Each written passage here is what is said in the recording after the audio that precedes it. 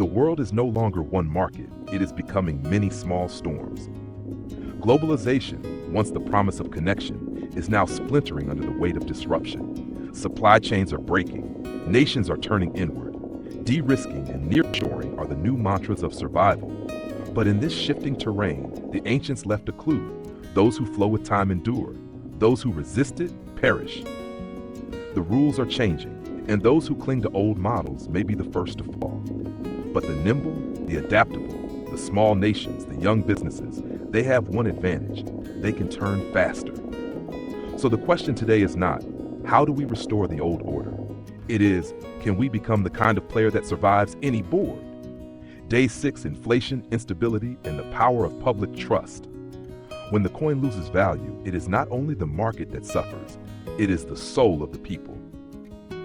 1. Introduction. A world shaken by cost and uncertainty. In nearly every corner of the globe, people are feeling the pressure of rising prices, not just for luxury goods, but for the basics: food, fuel, rent, medicine. From Argentina to Turkey, from the US to Europe, from rural communities to megacities, inflation has become a universal pain point, eroding wages, igniting protests, and destabilizing governments. But inflation is not just a number, it is a signal, a symptom of deeper disorder, economic, political, psychological. And in times of financial strain, another crisis often follows silently, a crisis of trust. When people no longer trust the money, they begin to question everything. Erodes purchasing too. What is inflation, and why does it matter? Inflation is the general rise in prices of goods and services over time. Moderate inflation can be a sign of growth, but high or unpredictable inflation erodes purchasing power, destroys savings, reduces investment confidence, worsens inequality, leads to social unrest. It hits the poor hardest as they spend a greater portion of their income on essentials.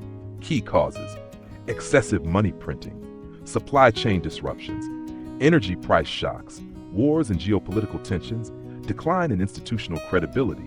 Nahumad Ashim's 3. Inflation in history. A prelude to collapse.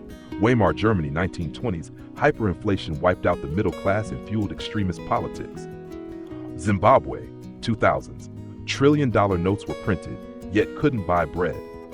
Venezuela, 2010s, inflation exceeded 1,000%, dismantling an entire economy. In every case, inflation was more than numbers. It reflected a breakdown of trust in leadership, in policy, in the future. 4. The psychological cost, the war within. Inflation is not just financial, it's emotional. Fear of losing control, anger at perceived injustice, panic buying and hoarding, decline in long-term thinking. It shrinks imagination, erodes optimism, and divides society into survivalist factions. When inflation rises, cynicism follows. Tanta 5. Ancient economic wisdom. Confucianism. A ruler who lets the people go hungry cannot claim virtue. Greek Stoics emphasized frugality, resilience, and public duty during economic hardship. Islamic finance forbids interest and promotes real asset-backed transactions to avoid speculative bubbles. Taoism teaches simplicity and balance, especially in consumption and governance. Ancient societies knew money is not just a medium of exchange, it is a social contract. When that contract is broken, rebellion brews. 6. Modern triggers. Why inflation feels worse now. SIT 1. The pandemic hangover. Governments printed trillions to sustain economies during COVID-19. Demand rebounded faster than supply, creating bottlenecks. 6.2. Energy and war. Russia-Ukraine conflict disrupted fuel and grain flows. Energy markets remain volatile, feeding all other sectors. 6.3. Broken trust in institutions. Central banks are seen as politicized. Media narratives are polarized. Citizens are skeptical of official data. In a post-truth world, confidence is fragile, and inflation is a flame in dry grass. 7. Restoring trust in times of instability. 7.1. Transparent governance. Acknowledge hardship openly. Share clear, consistent policy plans. Invite expert voices, not just political ones. 7.2. Protect the vulnerable. Subsidies for essential goods. Direct cash transfers. Job creation in resilient sectors. 7.3. Responsible fiscal and monetary policy. Avoid excessive stimulus once recovery begins. Prioritize long-term stability over short-term approval. 7.4. Strengthen local economies. Invest in agriculture, manufacturing, and energy independence. Empower community-based enterprises. Trust is not rebuilt by slogans, by shared sacrifices, wise action, and time. 8. The role of media, culture, and education. In crisis, stories matter. Media must avoid panic while exposing truth. Cultural leaders should promote unity over division. Education systems should teach financial literacy and civic awareness.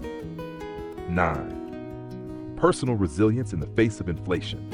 9.1. Financial discipline. Track spending.